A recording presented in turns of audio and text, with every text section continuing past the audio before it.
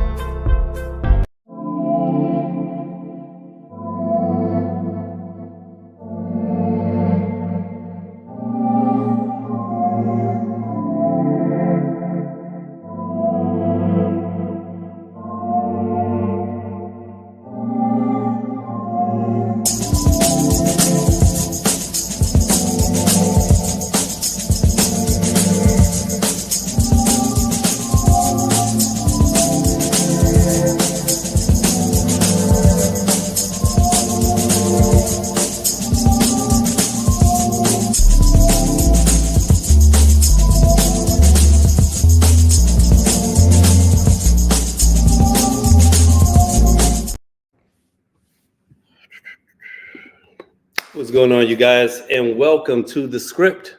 I'm your host, Isaac Paul. And, I always begin with just kind of giving people a quick rundown, a very brief introduction. For those of you all that do not know, my name is Isaac Paul, and I am the creator and the host of The Tequila Tales, which is a highly engaging and fully interactive discussion on love and relationships. What it is not is a panel discussion. And I always make it a point to make that distinction because with the Tequila Tales, our motto is with love, we all have a story to tell. And so my goal from show to show is always to gather a room of sometimes like-minded individuals, other times not so much. But I call us intellectuals with ratchet tendencies. And so our goal in many cases is to get those stories out of real life people, right? And, each show, there's a different topic. And inside of those topics, there's a lot of diversity in the commentary. And so that is always really what the live show is about. And so what this discussion is, or what this iteration is the script, because even though we all have a story to tell, oftentimes that story comes without a script. And so that is what this is. This is the digital manifestation of the Tequila Tales. So this is actually going to be a very special show for me because I have someone that I hold near and dear to my heart. This is an individual that I met through another close friend, and this was several years back.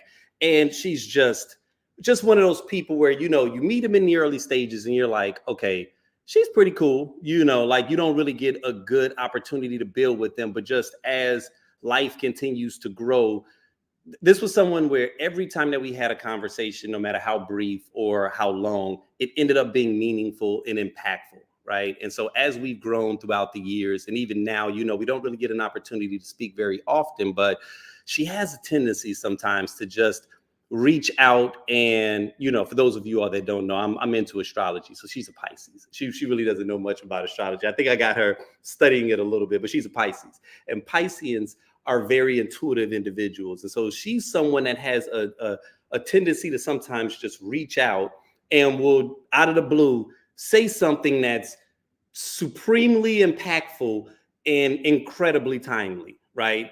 And so she reached out to me earlier today and she shared something with me about a clip that, I had recently posted on social media. And she shared that her and a good friend of hers had almost a good half an hour to an hour conversation about this particular clip. And she said, you know what, man, when you get an opportunity, I would really like an opportunity for us to just have an exchange about this, because not only did they have an impactful conversation about it, but she wanted some of my feedback. And so, I was like, okay, we're going to definitely have this conversation. I knew that I had the script this evening. Ironically enough, I didn't have much of a script. So I was like, you know what?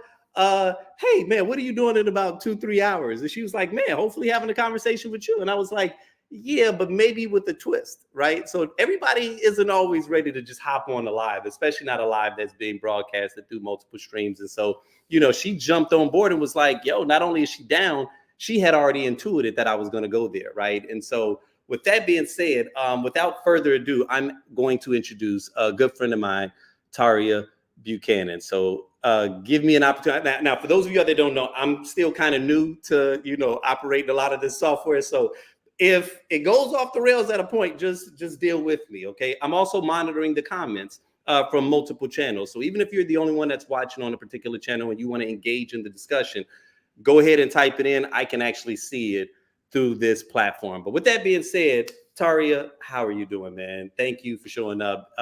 It's definitely a pleasure. What's going on? Isaac, I'm doing fantastic. One, I'm just thrilled that we're able to have this conversation on the same day where I'm like, bruh, are you available for some intellectual play? Because I want to play on this. Also, I like to show up authentic in my expression. So if there's a time where I get nervous or something, I'm just going to say that and I'm just going to roll and flow with it. So that's where I'm coming from. I'm not prepared. I'm not scripted. I'm just here. What you see is what you get. Same deal here, right? And so that's actually what's kind of fun about it. I always say, like, from show to show, I've one of the things that I've been sharing with individuals is just like, just give me some time to figure this thing out, right? Like, when it was first suggested, or I was propositioned with the opportunity to kind of have this partnership with blackdoctor.org, it was impactful to me and meaningful for a couple of different reasons. One, because I had been feeling for a while that, it was time to amplify my voice, right? And for not any kind of reasons associated with vanity, but just because and I know you could probably attest to this, like that there are some times in this life where especially on social media, where you are just reading things and it just feels like, where the hell are people's minds at nowadays, right? And so, having this opportunity to be able to partner with blackdoctor.org, not only because of the reputation that they've built over the years, but then also just what they represent, which ultimately is Black health, and being in this space with the Tequila Tales, we're all talking about love and relationships, and our primary audience is Black and brown people. So, can you really address Black health without really talking about our relationship health, right? And our emotional health. And so I felt like this was such an awesome collaboration, and when you hit me up earlier about that particular clip, I was like, yo, like, I would actually like to have this conversation. And just knowing the kind of conversations that we typically have, I was like, this would be a good place to have it. And, like you said, this is unscripted. So even though it's called The Script, the cool part about it is that we show up without the script, right? And then from that point forward, we'll just kind of dig into it. So with that being said, I feel like we should just dive right into okay, no. So you talked about a specific clip, but there was a clip that was before that clip that led into it. And so how I figure we can structure this conversation during this period while I have you is we'll play the clip and we'll play the succession of the clips, and then we can just engage, as it relates to the dialogue that's not only being shared inside the live show, but then also, the conversation that you had with your friend earlier. Okay. Absolutely. I like that approach. At some point, I would love to just name, maybe at the end of our conversation, maybe, I don't know when you let me know, but I would like to name the value I see in these conversations you're having, to be able to name for the audience the payoff of listening to these conversations and imbibing them and being able to integrate them.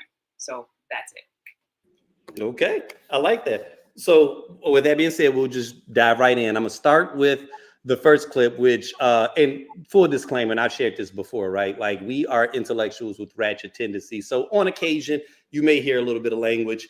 It's not over the top, it's not vulgar, but we are adults, right? And it is called the Tequila Tales. And so, the name of this clip is called Post-Nut Clarity. And we'll go into the description of what post-nut clarity is, but that's where it began. Okay, so we'll start with that. And I know that when we climax, I feel like something different happens to us that happens to women. right? When they genuinely climax, it becomes more of a sense of attachment, like, oh shit, finally. And then that, I don't know if it's the serotonin or what, becomes a sense of connection. When a man climaxes, while we will enjoy it, it becomes clarity. So one of the things that I see on social media, they call it post-nut clarity, right? Where you will think you are just, I am in love with this woman, right? Like you are going in. The moment you climax, you will be like, what the hell am I doing? Now I knew better than this, you know what I'm saying? And so to that point, right? Like if you do climax and then all of a sudden it's like, nah, I want to remain here. That means that if the goal was connection, then you have successfully accomplished your objective, which is you've shown enough about yourself and the value that you add beyond the intimacy to whereas the man is genuinely interested in extending that relationship. And so I have absolutely no disagreement with that. Okay, so we'll just start there, right? And what was fascinating to me about this particular clip is I did not think at the time that it was controversial, okay? You know, sometimes you say something, sometimes you got a little piece of information in the back of your head and you say to yourself like, okay, this makes sense to me, you know, and I'm 40, I'm gonna be 45 this year. So I'm sitting here and I'm like, this makes sense. I've always said, and I remember in talking to women, you know, decades past, I used to always say that a lot of times in relationships, especially during the courtship phase, that the man's finishing point is oftentimes a woman's starting line, right? So it's like when the man goes touchdown, that's actually when the game begins for women, typically, right? Like in a sense of everything that we were doing during the courtship process, in many cases, was leading up to sex. Now, I know as we mature and our minds develop, you know, we evolve and we don't have those same kind of urges that we used to. But if my purpose for like being interested in you was physical in nature, right? I wasn't thinking about, oh, I'm really looking for someone to add value and come into my world and, you know, do all of these fantastical things. I was driven by a sexual urge, you know what I mean? And so everything that I was doing up to that point was, as Martin said, GTD, you know, was to get the draws, right? I was attempting to get the draws. And whether or not I got them fast or I got them long was up to the woman to determine, you know, like how quickly I was able to get to that space. But in most cases, that was what our initial impetus was. We were driven by a physical urge. And so I used to always tell women, like, okay, in most cases, women almost kind of filling you out. But then the moment that they have sex, that's because they've reached generally a place of trust where they're like, okay, let's do this. And so whereas a man might feel like victory once they have sex, for a woman, that's actually when her game begins, which is, okay, now we're having sex. Now, what are we? Like, is this a relationship? Where are we going? Right? Whereas a man might be like, whoo, okay, job well done. And not saying that we don't want anything else after that, but just saying that I generally would recognize that women, that's really when they became more emotionally attached, was after the physical, you know, the physical expression of said desire. So like, I mean, what are your thoughts towards that sentiment? Like, do you see any legitimacy in it? Like, was I off? Did you like, you know, I'll be shooting from the hip, but I'm just curious to know, like, how did you feel about that particular clip? About that clip. So, one, I do hear the legitimacy in what you're saying. That clip stood out to me because I'm in a phase of life where I am genuinely interested in understanding what is happening from the male perspective, right? And as a woman, I can tell you that there are things that happen on our side of the fence that they're like almost automatic. They're inherent in how we are, how we behave, and it's not because we choose it. It's just how it goes, right? And so when I saw your clip today, it resonated as a continuation of a conversation I was having with my friend Alex on Sunday. And that on Sunday, I was angry. I'm not an angry person generally. I'm generally a very bubbly person, bright. I have a lot of joy and happiness in my life. However, as a woman, there are times when the menstrual cycle starts where a rage just pops up and I'm just sitting in it. And so I hit my boy up because we're in this practice of deepening the authenticity in our relationship and how we show up. And that deep anger was real for me. And so I wanted to share that with him and show that to him and let him know that this thing in me, it doesn't come up every cycle, but sometimes it comes up and she mad. She want to burn the whole damn world down. Like I was so mad. I had to leave church. Early. I wanted to curse preach out. I wanted to West them. I was mad at everybody in there. I wanted to break something. I wanted to steal something just out of rebellion. And I'm watching this identity rise from the surface, and I'm regulating it and I'm working with it and I'm making sure that it doesn't spill out to my partner or to anyone else, but it's real and it's here and it's just a part, right? And so when I saw your clip, what stood out to me was how you were pretty much describing this post-nut phenomenon where you get this clarity, where beforehand you have these thoughts of like, man, this is it. Man, I think this sometimes I think this girl might be the one, and then you go and you get it, and then you know you're just like, actually, I'm clear, and it's not. And you expressed it as a phenomenon that just happens. And as a woman who goes through my own phenomenon that just happens, I could hear that, and so I sent it to my homie Alex, and I was like, bruh, I want to get your insight on this. I also shared it with my partner Jamar to get his insight on it as well, because I'm curious and I want to know, because I want to be able to understand and to build understanding and compassion for you all as humans and to just let you exist, because I'm just trying to exist too. And hearing you speak about that was super, super insightful, because my partner has said, look, by the way, I am married. I've been with my partner for 17 years now. And homie has told me before, he's been like joking, but serious. He's like, hey, if you want something from me, ask before I nut. I will give you anything. I will give you the world beforehand. So he has said that to me, and when you said it just triggered a bunch of like, oh, I remember he said this and Alex said that. This is making sense for me. And so when I heard it, I personally didn't take any offense to it. It was more just like, okay, this is a thing, and I want to understand more. And the reason I want to understand more, Isaac, is because we're at this impasse with Black men and women where our relationships or our ability to entangle our energy is really suffering. When I go online, I go to comments, I see Black men and women fighting all the time, just fighting.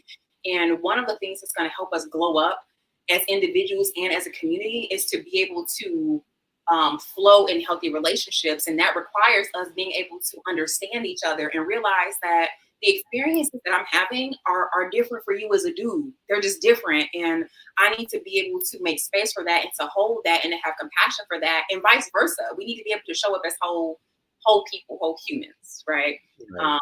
But yeah, your clip gave me fodder for very interesting conversations today.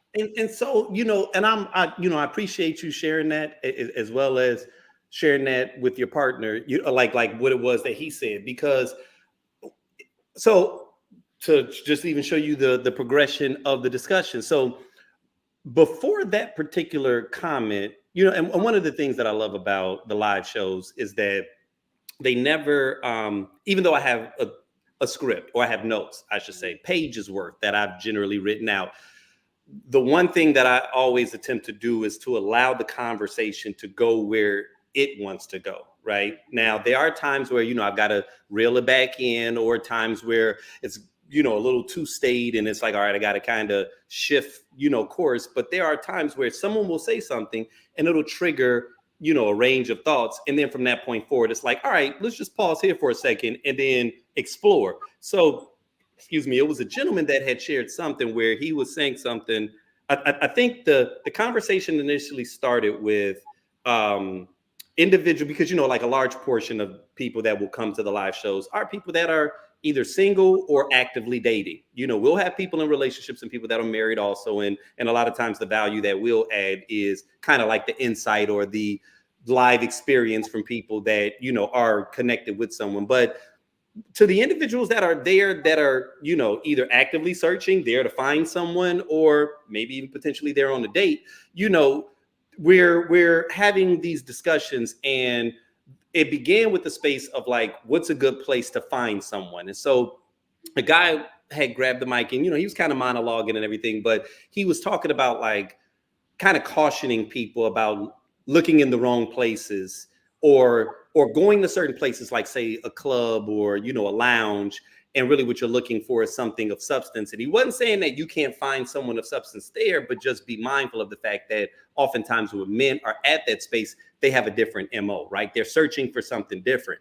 And so he had made a comment that was something to the degree of like a male's nature to just sometimes use someone as a jump off, you know? And so when he made that comment is when I started sharing about the whole post-nut clarity. And like I said, online, there's this whole joke where I saw a meme recently where the guy was like, what would you do if you won this $100 million lottery? And so like the guy's, his response was, well, the first thing I got to do is jerk off so that, you know, I can get some post-nut clarity, because I don't want to be dealing with that nonsense, right? And so it was cracking me up when I saw it, because then in the comments, you got all the dudes talking about all the ridiculous things that they would do if they did not get that initial impulse out. Now, okay, are we that barbaric? No, we aren't, right? But I think in many cases, men, or at least I thought, right, have experienced this on some level where you recognize that stark contrast that occurs between the hormonal influence and how real it can feel at times, right? Versus the moment that it's flushed, you know. And it doesn't mean that we're going to go from left all the way to right, but it does mean that something that was driving that urge to copulate immediately is depleted. And then from that point, you're thinking with what we would call a clear mind, right? So, I guess I shared it, but I know how it can sound sometimes. And so a woman followed up with this particular question. Response about the post-nut clarity. Yeah. What about pre-clarity? Like before you actually sleep with the person, because don't you think you leading that person on if you go and sleep with them and then afterwards you like, oh, what the hell am I doing? Why didn't you think about that before you got into it? Oh, you want to know? I mean, I'm just asking. I mean, you could answer, or all of the men can answer, because for me, I'm not giving it up unless I know. So why don't y'all feel like that? Like, are you just community? I get a comment. Okay. So, you know, the community, right? And for those of y'all that don't know what she meant by community, there's a term that's called community dick, right? Which is basically the guy that is just slinging it around. It's here for the community. And he's probably pretty good at it because he's had a lot of experience. You know, maybe you can utilize him if you need in the jump off, but have low expectations. So that's what she was asking. And so I was like, oh, okay. You know, are you asking me? Do you want me to clarify? Or do you want this to come from the crowd? And so, you know, just because we're already on this space, I'll go ahead and play the clip. And then this was actually the clip that I think you had seen that sparked off the conversation between you and your friend. So it was this particular one right here, which you'll see the name of it as it kicks in. That's just a lack of dick discipline. No. Okay. She wanted to know, like, I talked about post-nut clarity. And she wanted to know, like, well, what about pre-nut clarity? Like, if you know that that's not how you really felt, then why didn't you, like, basically, why weren't you more transparent? And why did you not share your truth prior to getting entangled?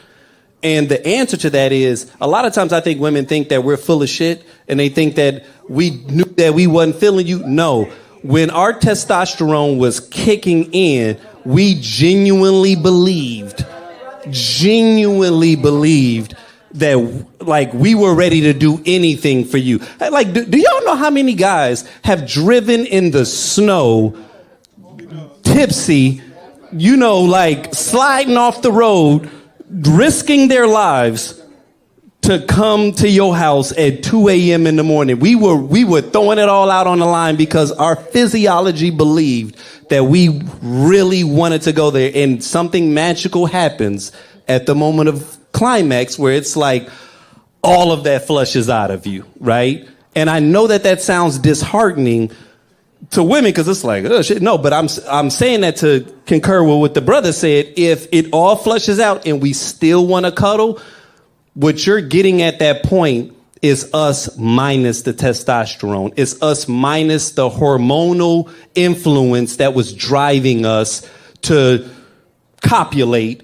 And now you're really dealing with our emotional space. And so this is just a bit of game. This ain't something for us to argue. I'm not sitting here like we can argue genetics all day and biology all we want to. I'm just sharing that in men, we genuinely feel like, damn, she might be the one. We don't know until we climax and we still want to be there. So what I'm sharing is if a guy disagree. What? Like this whole crew is they gonna say okay, all right. Oh, y'all think I'm lying? They about to jump. If y'all think I'm lying, all right, then shit, then let's go there. All right, what the fellas have to say about what it is that I just said?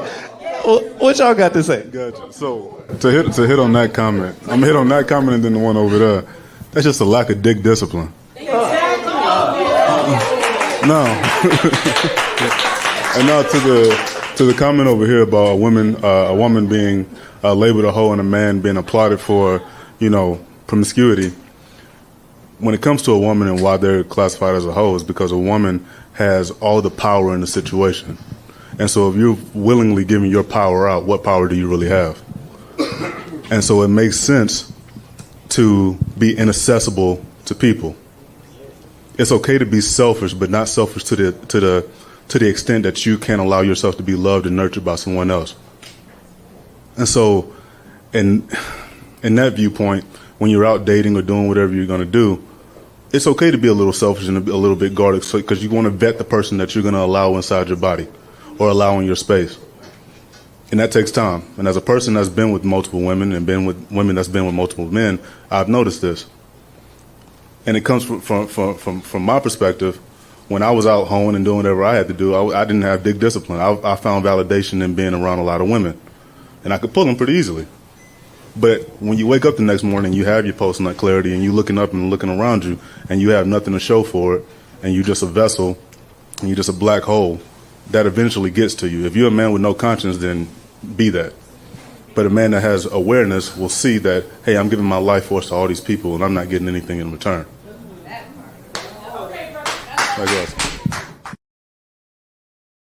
Okay, so let me just start by saying right there, after I posted that, I had some of my female friends sliding in my DMs trying to figure out who dude was, right?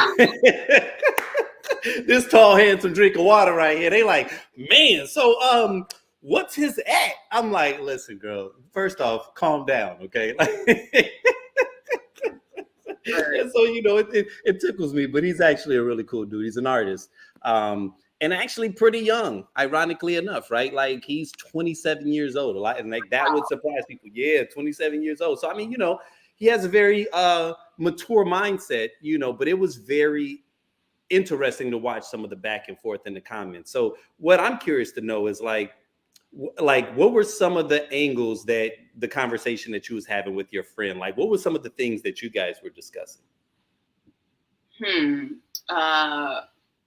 We discussed his evolution to dick discipline because my friend Alex is a man who has dick discipline.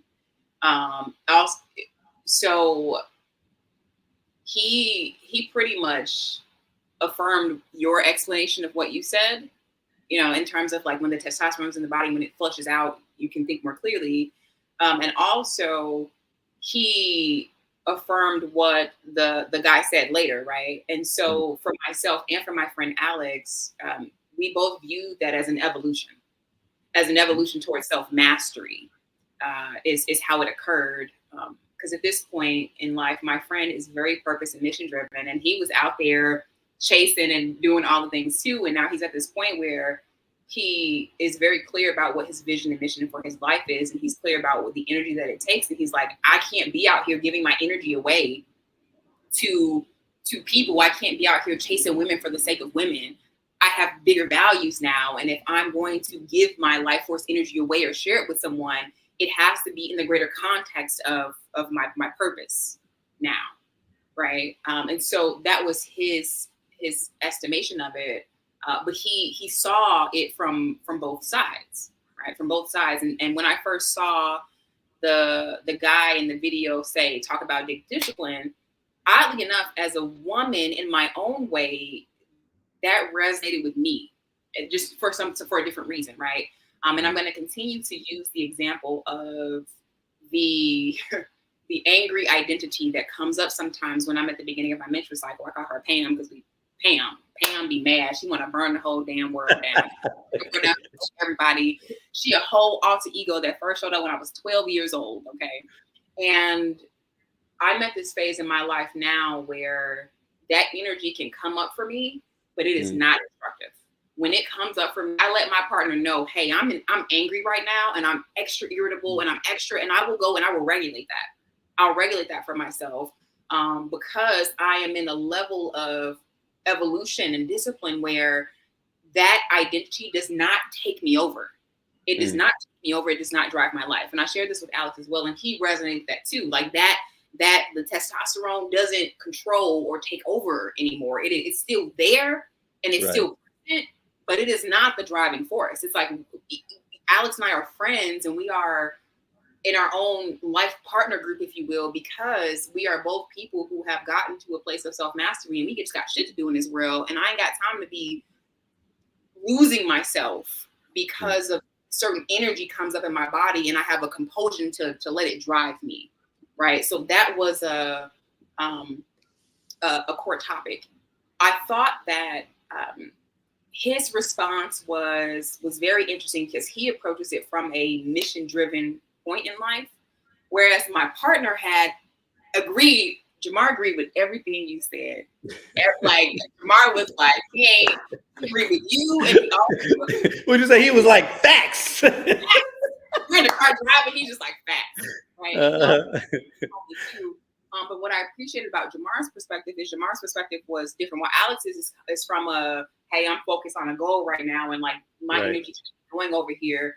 Jamar came from a place of something different, right? In our 17 years, we dealt with infidelity in our relationship, like maybe 9 years ago or something like that. And Jamar talked about that. He was like, man, there were times where that testosterone drove me into interactions with women. And after the post-nut clarity came, it was like, what am I doing? What did I subject myself to? Right. And so to be able to have him speak from that perspective, a real life perspective, and to hear him talk about how later on, after we went through our healing process, he had to focus his energy and he had to make for how he was going to live his life. Right. Like I appreciated both those perspectives because it really helps me. It helps me understand as a woman, like where guys are coming from. And a lot of time, I mean, don't get me wrong. There are some dudes out here who are just grimy, right? Who have negative intentions and are moving in that way. However, I don't want to just assume that all dudes are that way. And I think that there's value in understanding how the energy moves through them, how the energy moves through you, right? Because when that kind of is the way that you describe it, if it's anything, how it is for us when energy moves for us, when that energy comes up, it's compulsive and it's strong. It can catch you in the grip, right? And what I've learned about compulsion, when an energy of compulsion is inside of me, I am incoherent. I can't think clearly. I can't make proper decisions because I am driven by a force that is not myself right now. And so to be able to resonate with dudes and be like, yeah, it's a different context for me, but I understand it allows me to have more understanding and more compassion for what things are, right? And I think that it's valuable for me to hear Jamar's perspective or Alex's perspective, and hopefully like you gave your perspective in the talk. your perspective as well, because I'm a human and I live in objective reality. In order for me to thrive, I have to sit with what's true. I have to sit with what is and be able to accept that and accept my partner and accept my friends for who you all are. And I want to be accepted as well, because there is no way for me to level up to the next evolution of myself if I don't have a self space just to let who I am right now just be. You feel me? Yeah, yeah. Listen, you know what? It just dawned on me, and I think you made it. I don't know if you made it clear initially, but I just caught while you were sharing about the other side of you prior to your cycle beginning, because you drew the distinction in recognizing that for that particular period, you are another person. Yes, it is still you, but it's almost as if you do not have complete control over, at the very least, your drives. Now, whether or not you act on something, yes, that is where the discipline can come into. But you were cognizant on some level that for this little period, I can become a very different individual than I am for this other period, right? And for that period, it is the hardest thing on the planet for you to be able to control and to be able to maintain. And so I appreciate you being able to draw that correlation, right? So to add to that, right? Inside of Think and Grow Rich, the book by Napoleon Hill, he has an entire chapter that's devoted to the transmutation of sex energy, right? And so essentially what he talks about inside of the transmutation of sex energy is that testosterone is the male driving force to create, right? Like it's not just for making babies, but it's for building businesses. It's for doing anything that's going to take a lot of effort, right? And he said that during this period that you normally will find that in most men, the greater majority of men, they really don't start to get into their really sweet space of really being able to develop and build anything in their world into their 40s and their 50s.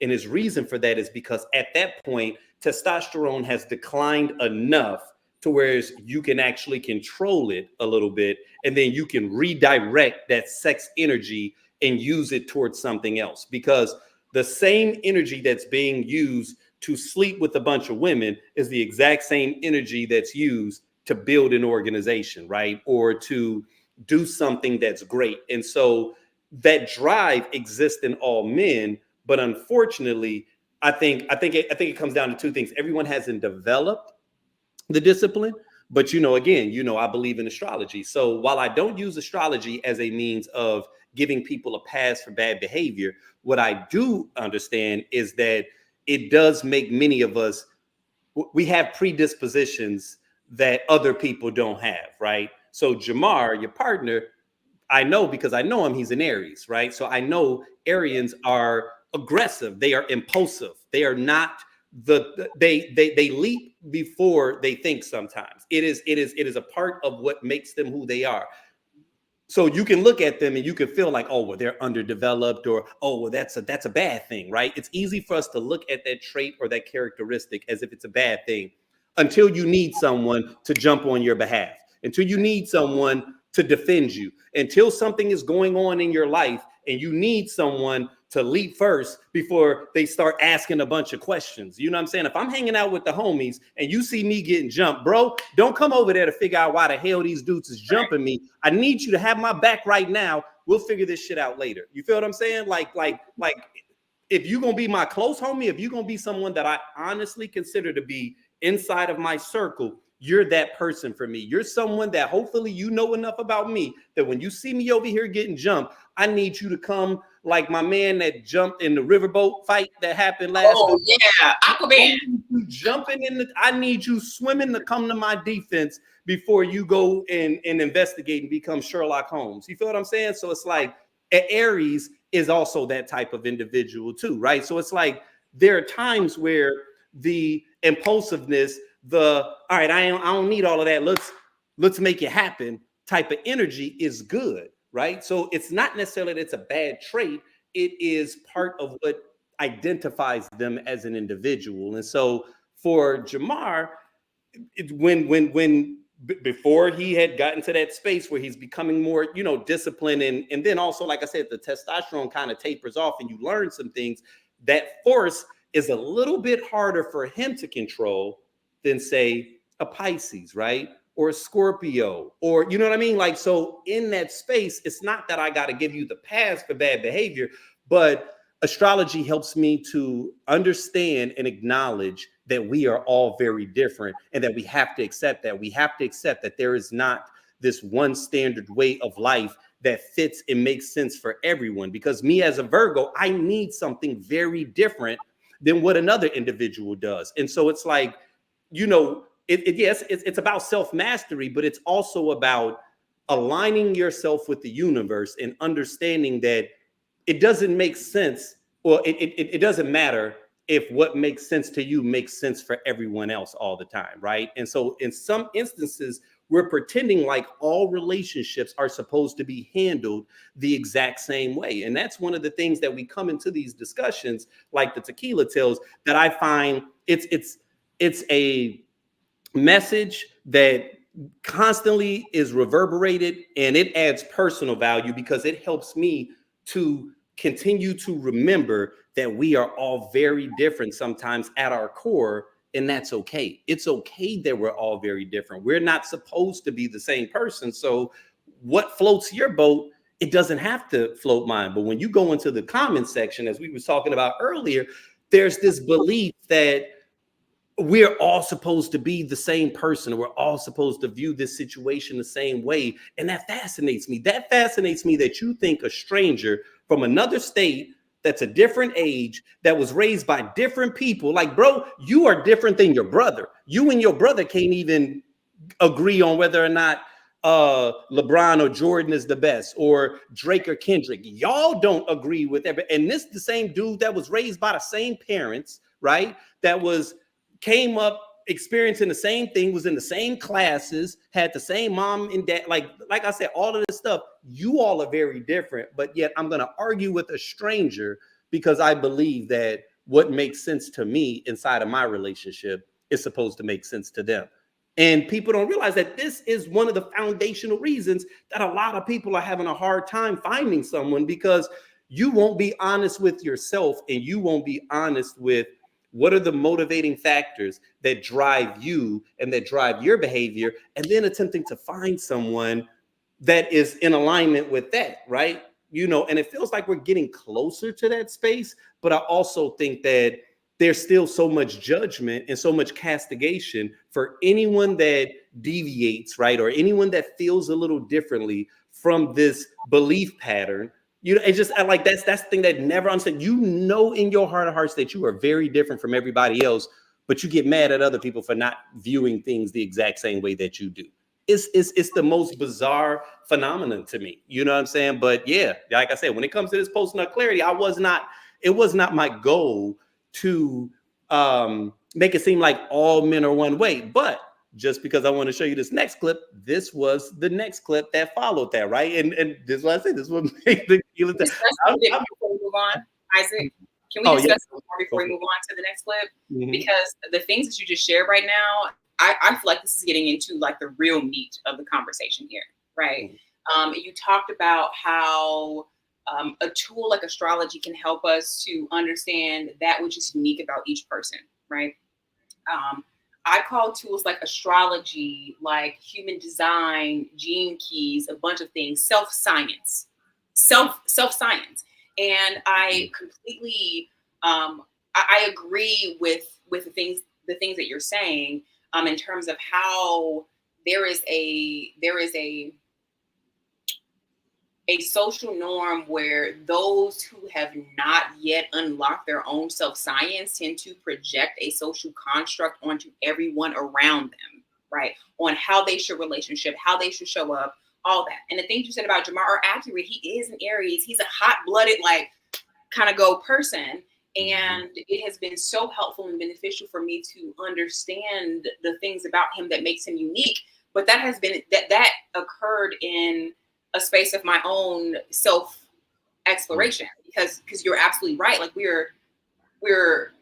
yes, we're human, but we also have individual characteristics and traits about us. And those traits come across as gifts in some point. But the gift of an Aries is that they will jump into the water and swim to your defense if someone's jumping on you. The challenge that comes along with that same characteristic and trait is the impulsivity, right?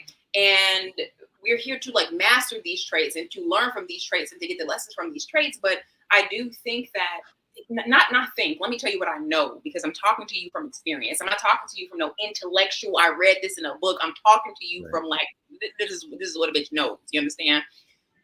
It is imperative to allow the space for, within the context of relationships, not just romantic relationship, but relationship in general. I use the word relationship very broadly, okay? Right. To allow for the other human being to exist. To allow for the other human being to exist as themselves, because and I'm saying this coming from a lifestyle where I was living in that box. I was living in that social box of what I should be doing. Let me follow the social moralities. My relationship needs to look the way that everybody else's relationship look. It needs to look conventional. And it took that relationship breaking down and tearing up so that we two people can have the space to come in and like be whole, honest, authentic individuals, period. And for anyone who is projecting what a relationship should be onto someone else, that is also a person who is not allowing their own life to breathe. And the reality is you cannot experience true fulfillment in a relationship where you can't show up 100. Right. Where you can't show up 100. And the reality, and I say this as a woman, I say this to other women, a reality is that, you know, as men, you experience this testosterone dynamic, this testosterone, I don't want to call it interference because it's part of the way. And I think we need to live in like objective reality and acknowledge that this is a real thing, and to make space for this to live however it shows up, and to make space for just the other human being to live, whatever his astrology is or whatever his characteristics are. We need to make space for that to live, because in real life, if every human being was the same, this life would be boring as hell. Boring. Right. Super boring. Right. Super boring. And how on earth can I, as a human being, be fulfilled if I don't have the space to self-discover and uncover who I truly am? And I will tell you that in this relationship dynamic that I'm in right now, it's been 17 years. It is the best. It is like another level, the best it's ever been. And this is a relationship dynamic that I would describe. Well, I wouldn't describe it this way, but some people might relate to it as sometimes I might use the phrase open relationship to refer to what we are, but that's not even a proper label or proper term. It is that we are free people. We are two people who love each other so much that we have the ability to show up in the relationship as we are, as is, and to work with what is, and to allow that to evolve and to grow and to percolate. And it is a value. It's the thing that keeps the cohesion of us together. I'll say that. No, you know what? And I appreciate that. And I think that there are many people that have these types of relationships. And to be honest with you, we've seen one that, and not to say that your dynamic is this dynamic, but we've seen one of these types of relationships that to me looks beautiful on the outside, even though the entire internet is talking shit about it, which is Jada Pinkett and Will Smith, right? Like everybody, I got so bothered watching the way that everybody dumped on Jada Pinkett. Like, and it was just one of those things that on a personal level, it was like, okay, so first off, there had been a lot of chatter about, you know, the little things that they would do, right, for a long time. So there was that really didn't come as a big surprise. And even to their own admission, when they would have interviews, you would notice that there would be certain types of questions that they would kind of dodge. They didn't want to outright lie, but at the same time, you know, they didn't want to put the specifics of their relationship dynamic on display. But you could tell that this was a couple that, for all intents and purposes, were coloring outside the lines, but for whatever way, shape, or matter, it looked like it was working for them. Then it comes out that, yeah, during this period when they were separated, she has this entanglement. And it's like the internet decided, let's drag the hell out of Jada Pinkett Smith as if we never thought for a moment that Will had extramarital relationships outside of, but it was like just the thought that they could be defining their own space was causing individuals to crumble. And I think the part about that was always so shocking and so jarring to me is it's like, these are people that I don't believe themselves were probably the most righteous, right? Like it'd be one thing if you was just some high pious, high-minded individual that felt a certain type of way. But then it was just like a degree of hypocrisy where it's like, bro, I know that you kind of doing your own things. I know you're probably a serial cheater, but the idea that these two people, like, and Will never acted as if anything was wrong with it. Everybody wanted to be like, oh my God, I can't believe she's doing this to him. Oh my God. And it's just like, I am just fascinated that y'all think that this Oscar award winning multi-millionaire sex machine, you know what I'm saying? Like the whole world loves this dude. And you really think that he's somehow a victim inside of this relationship? Like, did you read his book? You know what I mean? Like these are people that were so ready to castigate their relationship and put it on them under a microscope as if everything with them was making a lot of sense. And then you just start to realize like, man, there's a lot of projection that's going on here. And it was one of those things where it was like, and this is why people who are out here finding their own way feel a bit afraid to sometimes be open about it, right? Like hopefully you find your person where you can be honest with them and then you all can move in your way. But like if you're someone that says, hey, listen, I'm looking for someone to march down this life path with me, right? I'm looking for someone to take this journey with me, but you're constantly worrying about, am I going to be able to show up as myself, right? Because the internet, the comment section, and Hollywood makes me believe that this is the way I'm supposed to be, right? This is the way that everybody is supposed to be. And so, there's a fear of showing up authentically, right? Because if I show up as myself, what kind of backlash am I going to get from the individual that I'm either interested in or the peanut gallery that surrounds us, and so it's like, I honestly believe that is one of the major factors that's inhibiting not only relationships from progressing, but then even people from finding someone is like, we're all on, like you said a moment ago, we're all on this journey of self-discovery. But then when it comes time for us to find a mate, again, we have to trust that if we are vulnerable and I am exposing myself to you, that it's not going to be met with ridicule. And I'm gonna be honest, when I look at the comment section, sometimes it makes you wonder if that is possible, right? And this is on both sides, on men and women, because the moment that you think differently about a topic, it's like the whole hive that comes in and feels some type of way, whether it's like, I don't even want to put them in boxes because there's too many boxes, but I just know what the algorithm will do. When you put some content out there, it's going to find everybody that thinks opposite so that it can be a fight, right? Like that's what the comment section is can I find the two polar opposing forces to meet in the comment section and have a death match? I hear that. Let me put a little bit of logic on this. Okay. Let me approach just a little bit of logic with this. But first, let me note some observations. When I go into comments, sometimes I don't even go into comment section sometimes, because when I go, there's the poles are fighting, right? And I am seeing a bunch of like anger, upsetness, disgruntledness, just negative energy overall. But here's the thing. For so long, I can't even put the number of years on it. For so long, we as individuals have accepted the social construct of how relationships should go. We inherited it. We accept it. We never thought about it. We've never questioned it for ourselves. We've never decided that this is actually a construct that will add value in my life. We've accepted it.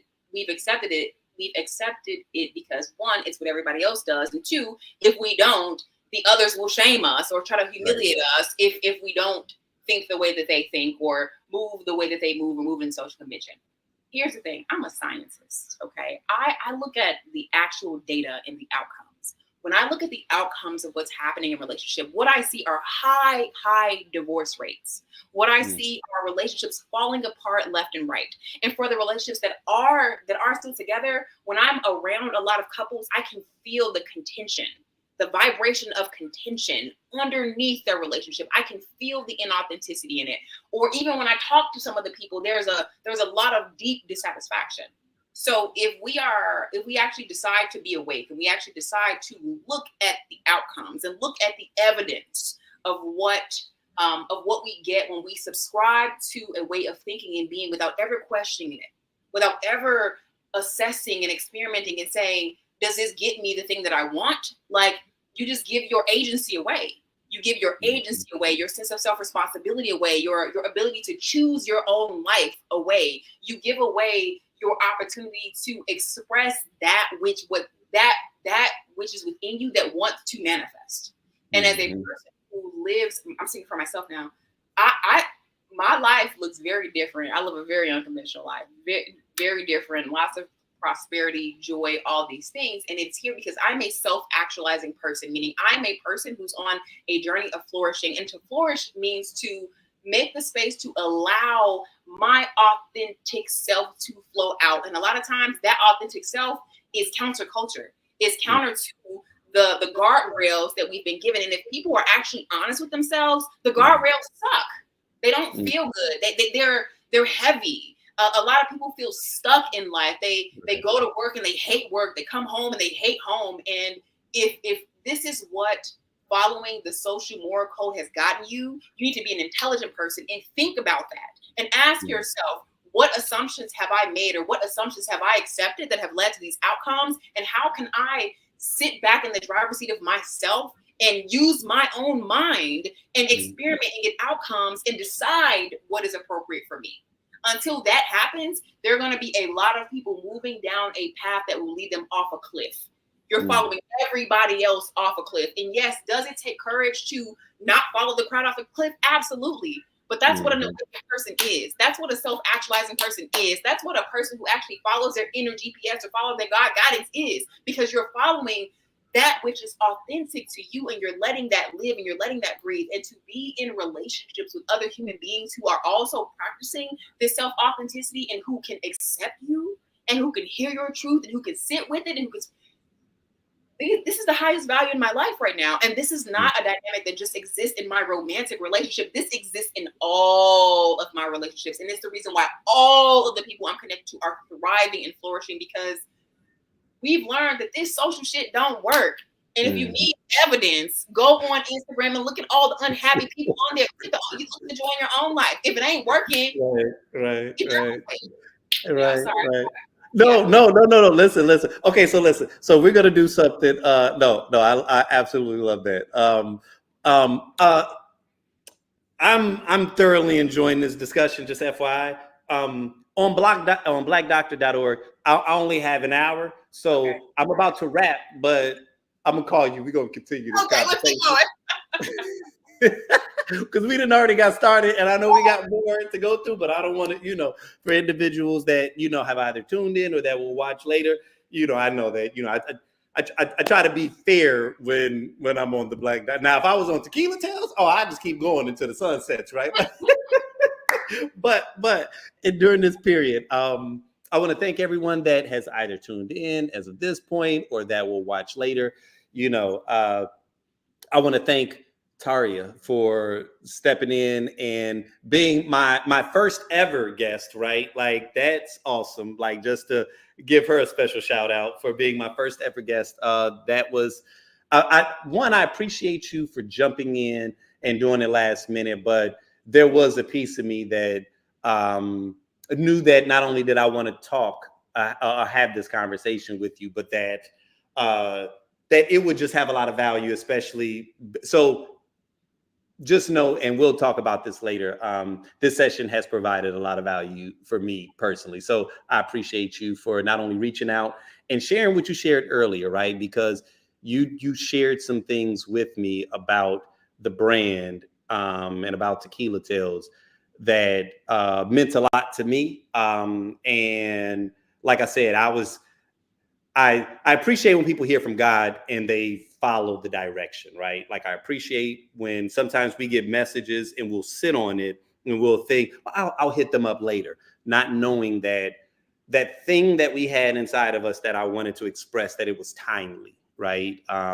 For reasons that you may not have been consciously or physically aware of, but spiritually you could feel something and you obeyed the guidance to reach out and leave a very heartfelt message that, like I said, I'm gonna say because I will, like I said, we'll talk about it later. But with that being said, you guys, again, I want to thank you all for tuning in. And until the next time.